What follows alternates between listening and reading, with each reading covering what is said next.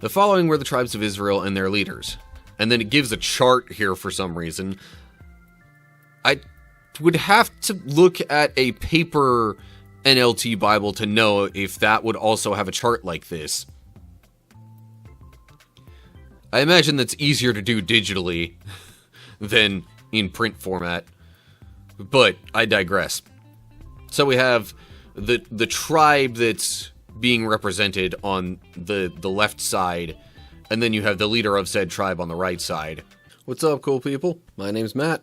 Welcome back to our Bible study.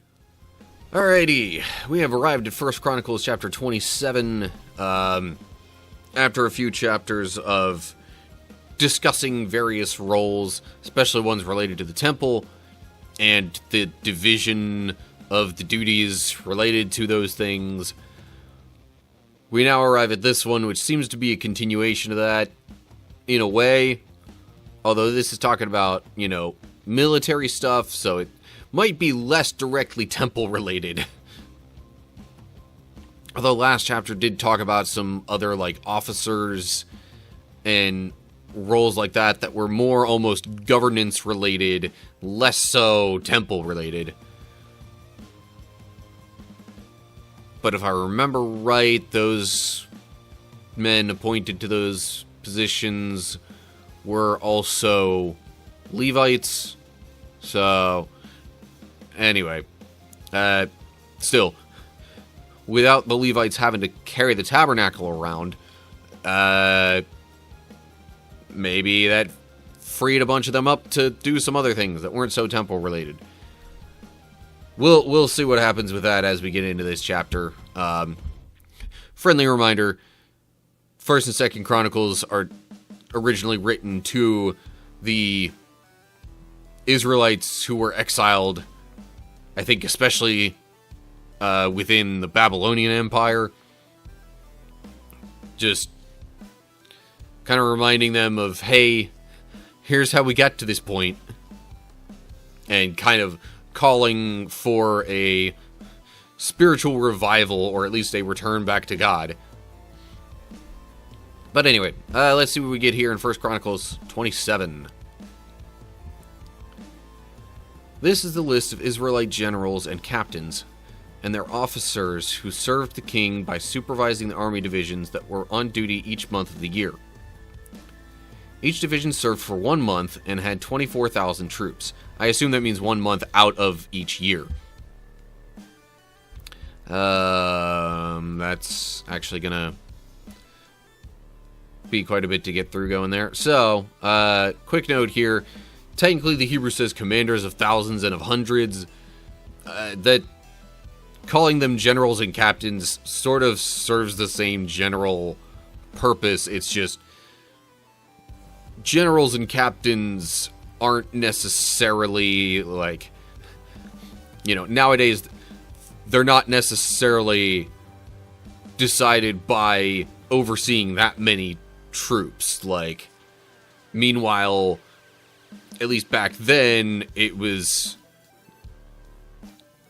just kind of easier to say roughly how many troops, a certain officer was in charge of and led, and have that kind of be their responsibility. But yeah, it's just kind of a different, calling them generals and captains is just sort of a different way of understanding their, at least approximately, what their role was within the military. And again, I'm assuming when it says they were on duty for 1 month, that each division was, I gotta imagine that was, A, 1 month out of each year, and B, if there was anything really, really serious, they still, I would imagine, had more than one division. It wouldn't just be the month's designated active military division that would go out to war, and only them. If things really got desperate, I'm sure they'd call in other troops, too. But anyway, enough of that. On to verse 2. Jashobeam, son of Zabdiel, was commander of the 1st Division of 24,000 troops, which was on duty during the first month. He was a descendant of Perez and was in charge of all the army officers for the first month. Dodai, a descendant of Ahoa, was commander of the 2nd Division of 24,000 troops, which was on duty during the second month. Mikloth was his chief officer. Benaiah, son of Jehoiada, the priest, was commander of the 3rd Division of 24,000 troops, which was on duty during the third month. This was the Benaiah who commanded David's elite military group known as the 30. His son, Amizabad, was his chief officer. Asahel, brother of Joab, was commander of the 4th Division of 24,000 troops, which was on duty during the 4th month. Asahel was succeeded by his son Zebediah. And it's literally just going through all these different groups and the months during which they were active. We went through the first 3 there. Or 4. Yeah, 4. And I think it's pretty much just going to carry on like this for a while. Now, there are some other notes just regarding other things that might have stood out about a particular division or commander.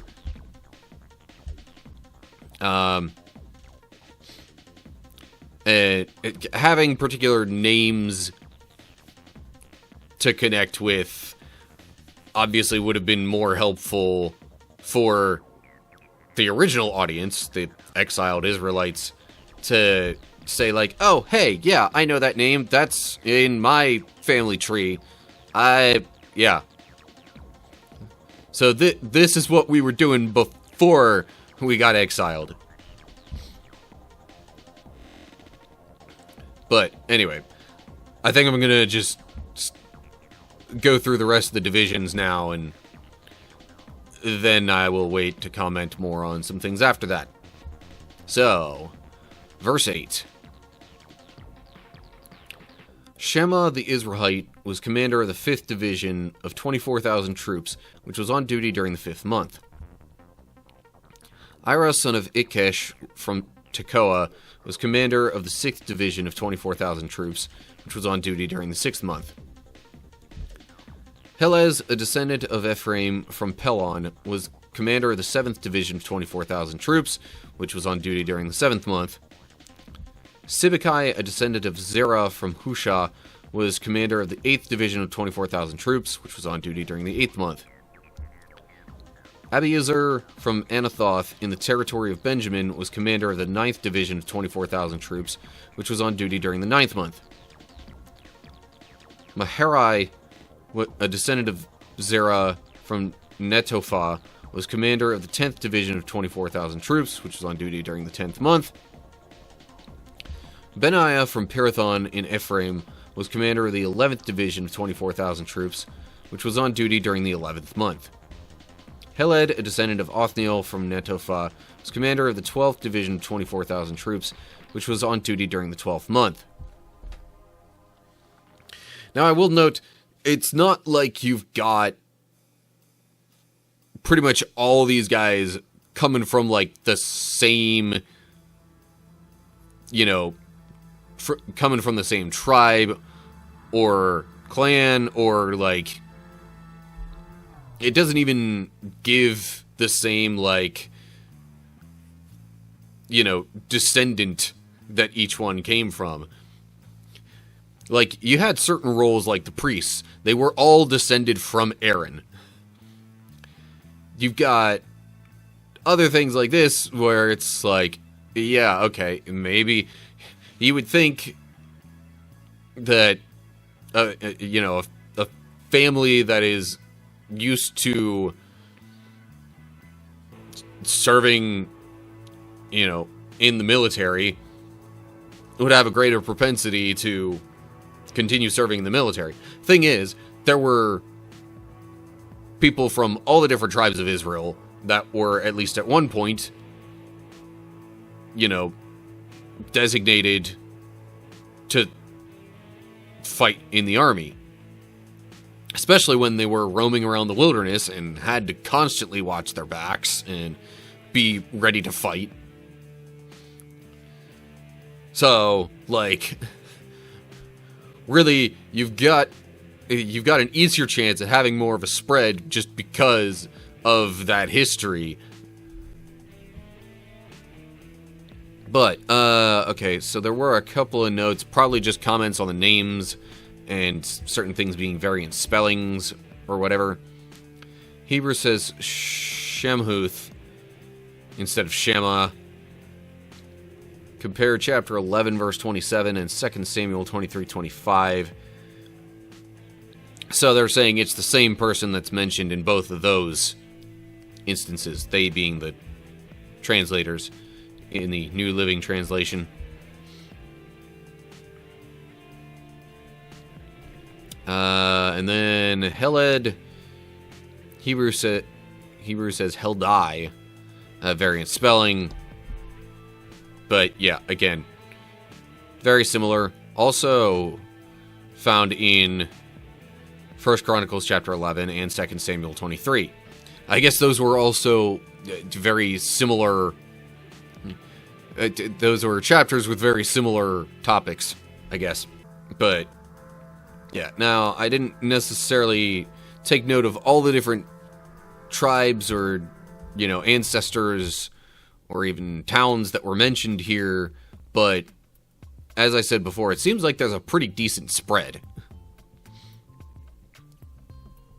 So, I don't really have too many other thoughts on that section. Moving on, and I'm going to specifically highlight this section here so it'll read a little better. So, on to verse 16. The following were the tribes of Israel and their leaders. And then it gives a chart here for some reason. I would have to look at a paper NLT Bible to know if that would also have a chart like this. I imagine that's easier to do digitally than in print format, but I digress. So we have the tribe that's being represented on the left side, and then you have the leader of said tribe on the right side. So, here are the different tribes and their leaders. And other translations, rather than having a chart, might read something like, from the tribe of Reuben, Eleazar son of Zikri. From the tribe of Simeon, Shephatiah son of Micah. Something like that. So, so then you got, from Levi, the leader is Hashabiah son of Kemuel. From Aaron, now, Aaron isn't a separate tribe, though. But you have Zadok, the leader of the priests. Now, it just says these are their leaders, not that these are military commanders anymore or anything like that. But anyway, from Judah, you've got Elihu or Elihu, a brother of David. From Issachar, Omri, son of Michael. From Zebulun, Ishmaiah, son of Obadiah. From Naphtali, Jeremoth, son of Azrael. From Ephraim, Hoshea, son of Azaziah. From the western half of Manasseh that settled before they crossed the Jordan River, you have Joel, son of Pedaiah. From Manasseh in Gilead, east of the river, you got Iddo, son of Zechariah. From the tribe of Benjamin, you have Jasiel, son of Abner. And from Dan, you have Azarel, son of Jeroham.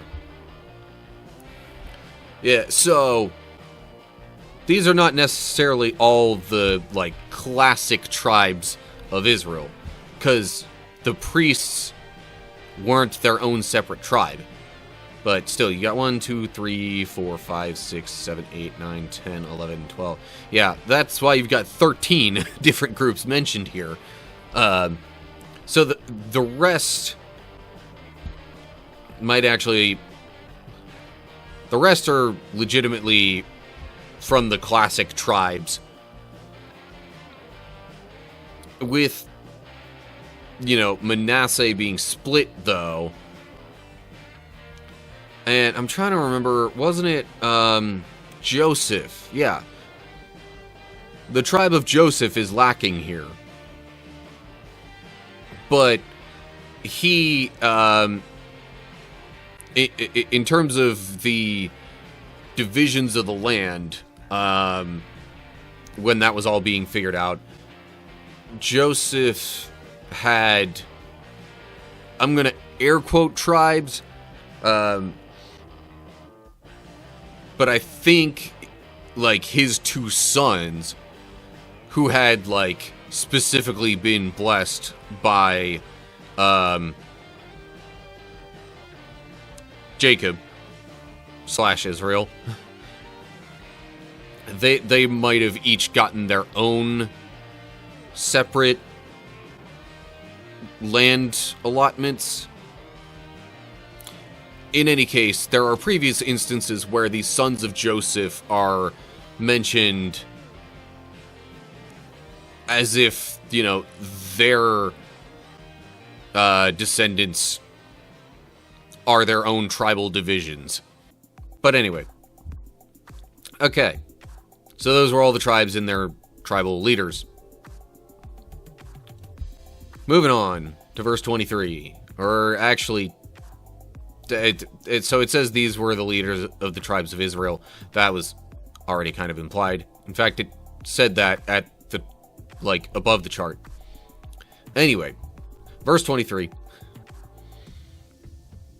When David took his census, he did not count those who were younger than 20 years of age, because the Lord had promised to make the Israelites as numerous as the stars in heaven.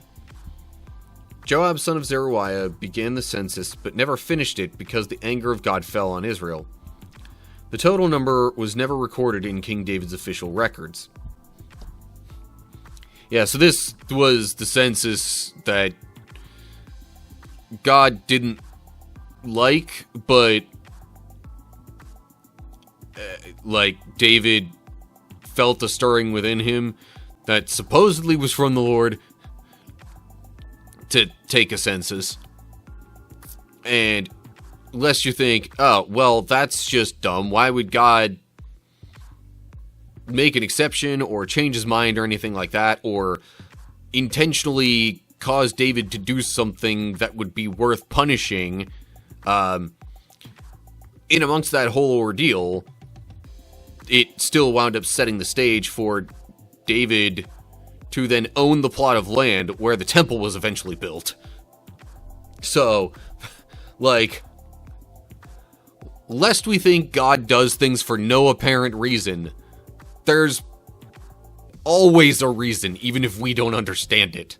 Especially if we don't understand it in the moment. But anyway, so this census was taken, and it was, they had these different divisions figured out, but they never even got the total number of everybody in Israel, because then the punishment came, and there was emergency stuff to take care of. So yeah, the census never really got finished.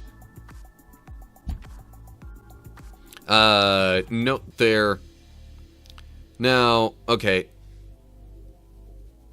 This is a different way of understanding it, or translating it from the Hebrew, probably. So it could be read as Joab, son of Zeruiah, began the census, but never finished it, and yet the anger of God fell on Israel. Rather than saying because. On to verse 25. Asmaveth, son of Adiel, was in charge of the palace treasuries. Jonathan, son of Uzziah, was in charge of the regional treasuries throughout the towns, villages, and fortresses of Israel. Ezrai, son of Caleb, was in charge of the field workers who farmed the king's lands. Shimei from Ramah was in charge of the king's vineyards. Zabdi from Shephem was responsible for the grapes and the supplies of wine. Baal-Hanan from Gitter was in charge of the king's olive groves and sycamore fig trees in the foothills of Judah. Joash was responsible for the supplies of olive oil. Shitrai from Sharon was in charge of the cattle on the Sharon plain. Shaphat, son of Aldai, was responsible for the cattle in the valleys. Obil the Ishmaelite was in charge of the camels. Jehediah from Meronoth was in charge of the donkeys. Jazes the Hagrite was in charge of the king's flocks of sheep and goats. All these officials were overseers of King David's property. All of these ones that were mentioned starting in verse 25. So that was just the king's stuff. Even though it could be debated, like the regional treasuries, I mean, that still kind of belonged to the king in a way, because it was like, it was official government money, so to speak. But it was probably just kept in the different regions, because there was no point in bringing the money all the way to the capital just to then send it back out for use in those regions. You know, if things needed rebuilt, or if there were any other types of things that would typically be a government function, you know, a reason that you might pay taxes on something. Or even, like, you know, paying the wages of the officials. Anything like that. You might as well just keep that money in those regions.